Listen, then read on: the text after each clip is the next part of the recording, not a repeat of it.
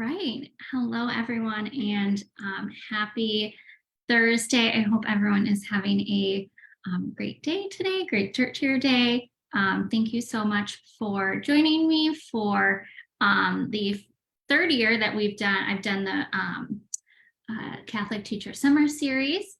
I'm grateful to have you join me again. I am trying a new format today, so I'm going to be sharing my screen with you guys.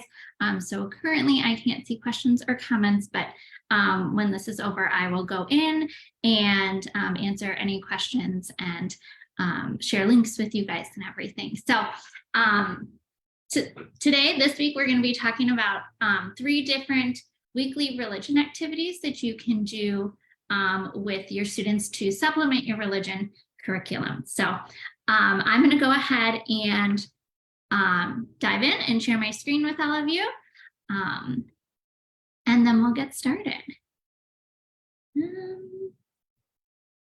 Just a moment.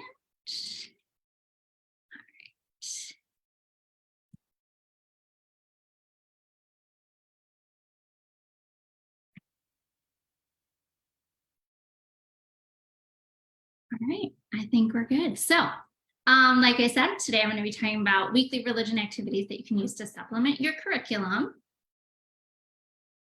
And just a few housekeeping things. This year I am giving away a $10 gift card to my store to someone that attends live. So we'll get to that at the end. So make sure you stick around to have the chance to win a $10 gift card. So we're going to dive right in.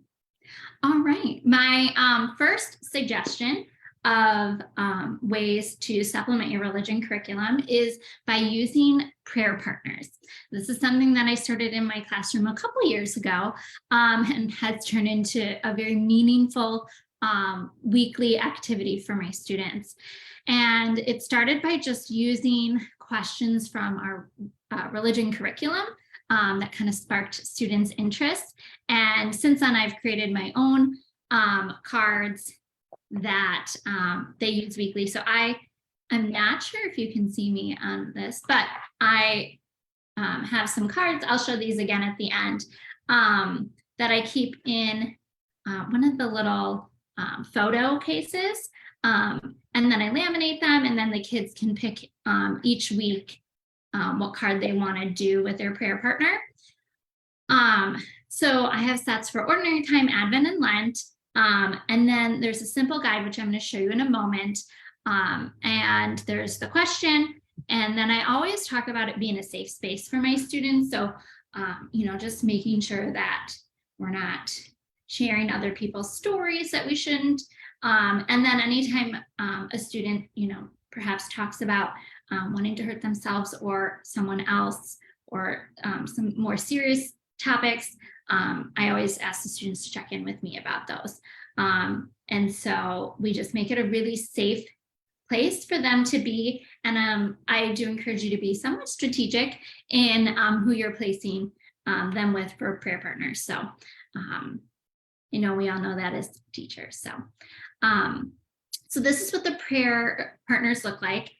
So each student will have one of these. I will say my students use these for the first few weeks, and then they're like, I got this, Mrs. McGuire. I don't need to keep using this. So I do have a guide for them. They begin with the sign of the cross. Each partner states whom or what they would like to pray for. They spend a moment of quiet thinking about those people. And then they go to the prayer partner card and they talk through it. And there's some serious ones and there's some fun ones. It's definitely a mixed bag. And then they state one thing that they're grateful for, recite the Our Father together, and then conclude with the sign of the cross. So all in all, it takes about, 4 to 5 minutes. And so I try to do my best to do these once a week. And then during Lent and Advent, we do it a little bit more often. So these are some examples. How did you show the love of God to others this week? Who is your favorite saint and why? If Jesus came down from heaven today, how would you spend the day with him? And then this one's one of my favorites. If you could travel back in time, back to the time of Jesus, which story of his would you like to see and why? And another option for you. So I use the little cards that the kids just take back. But if you want your whole class doing the cards all together, like the same one each week, I also have slides that you can project on your smartboard so that everyone has the same prompt each week. So that is an option for you as well. So that's Prayer Partners, super meaningful, highly recommend. The next one is Friday dance party in my class, and it is without fail every Friday. And we love to jam out to Cedar Mount Kids. So Lord, I lift your name on high and Awesome God are our two all-time faves. But you are my all in all, rise up and praise him, blessed be your name, and victory chant are some others as well. So it's just a really fun way. Again, I let the kids pick which song they want to do. And sometimes I'll be like, I'm going to introduce a new song this week. And so we all learn the words. Some of the songs have movements, but it's just a really refreshing way to start a Friday. It gets everyone in a good mood and smiling. And again, it only takes, some of these songs, I think Awesome God is like 2 minutes. So some of them are really short, and then some are, maybe up to 4 or 5 minutes, but it's a quick, fun way to kick off your Friday. Next up is Saint of the Day, week, or month. I put all 3 down because it can definitely be used in different ways. So ways that I do the saints, I have a saint of the day that I put on my board every single morning. And let me tell you, if I don't put it up, the kids let me know. And so I have to go figure out which one is our saint of the day. So there's a couple different websites you can use for that. We have option C at my school, which is our grading and attendance system. And they have the saint of the day in there, which makes things really easy for me. But there are a couple different websites that you can go to find saint of the day. So I have it on the board every morning. And then we typically do a saint of the month, and I'll do a little bit of the saint each week. I know some weeks I'll do a little bit more if it easily ties into our curriculum, but I think, picking a saint of the month and then doing a little bit each week is a great way to do it. I'm going to share with you the saints that we use. So these are the saints of the month that I did this past year and have used for a few years. I'm going to change a few up this year, I think, and try to include some Chicago, Illinois, US themed ones a little bit more, but there are reasons why I use certain ones. So St. Elizabeth Ann Seton I use because she's the patron saint of Catholic schools, and I use her in January when her feast day is, but it also aligns to Catholic Schools Week, which is great. And then St. Patrick I use because my school was founded by Irish immigrants, so that's a cool connection. In November, we do St. Andrew because that is our school. And then the others are just kind of ones that they've heard about or are interested in. And so this is kind of what I've settled on for my kiddos to use each year. So I encourage you to find some saints that work for you. So maybe your school's patron saint, or maybe there's one connected to the heritage of your school, but just find different saints that, will work and spark, interest from your own students. All right, so I talked about a couple things so far. So we talked about prayer partners, we've talked about dance party Fridays, and using saint of the week, saint of the month, whatever way you want to go about it. But those are 3 simple ways that you can kind of enhance what you're doing in your religion class and make it a little bit more fun and exciting for your students. And all of these can be found in my membership called Seton Scholars, which is made for you, Catholic school teachers. And it helps you save time. It's faith-based. Every single month, you're going to get an exclusive resource that's only found in the membership. And we have a small little community that we have on Facebook where you can ask questions, and I'll post when new resources come up. But it's been a lot of fun working on this membership over the years. And I just thought I'd take a moment and give you just a little bit of insight of what it looks like and more about it. So each month you will get a monthly resource page, which includes a monthly blog post, the exclusive resource, and a monthly calendar, and then all the resources that are tied to that month.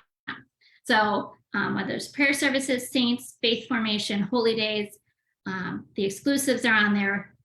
Classroom decor that goes with that month is all going to be organized for you. So you can see here that says faith formation. These are 2 different activities that you can use, but you can scroll and there's a ton more. And then each month there's a blog post, an exclusive resource, and then a calendar, which I'll show you in a moment.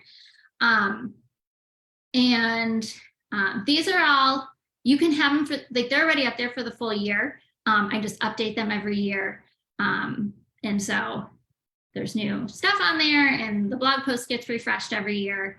But you have access to all my Catholic resources that would be on TBT through this, and then some. So this is what the monthly blog post looks like. So just kind of give you a little rundown. I talk about the exclusive resource, and then I have something called Fourth Friday Fellowship, which is a way for your students to give back on the 4th Friday of every month. So I give you a little idea of something that you can do, but this is just kind of a little summary of the month. And then your exclusive resource for the month of May, it went with Pentecost, and so it gives you all the tools that you need to create a craft in this sense, but they're different, and I change them up every single month. So you have access to that. And then you get a calendar. And so what's cool about the calendar, it is a PDF, so you would download it to your computer, but then these have live links. So I have something like for St. Joan of Arc's feast day, you would click on it and it would take you right to St. Joan of Arc's feast day on the Seton Scholars website. So you're not looking around, and it's kind of all mapped out for you. And I'd love for you to join us in Seton Scholars. So for being here today, I'm giving a 10% off discount on any membership. I have monthly, quarterly, and yearly for both individuals and schools. And I'd love for you to join me and our Small But Mighty group. You can use the code SUMMER23 to get 10% off. I will put this all in the comments when we're done here. And you can use the bit.ly there, which is all caps Seton Scholars. Yeah, if you have questions about it, feel free to ask, because I'd love to have you join us. There's tons and tons of resources. I think we're up to 175-ish, maybe even more resources in the membership, and growing every couple weeks. I'm adding to it. So then as a thanks for being here today for you as well, I'm giving you all a set of weekly prayer partners for free. So you can use the bit.ly there, prayer partner, all caps.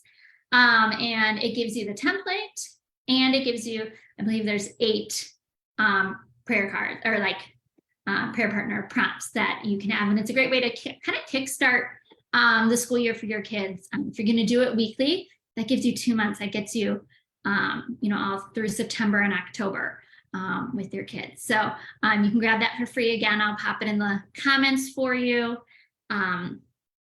But just a little thanks for joining me for today.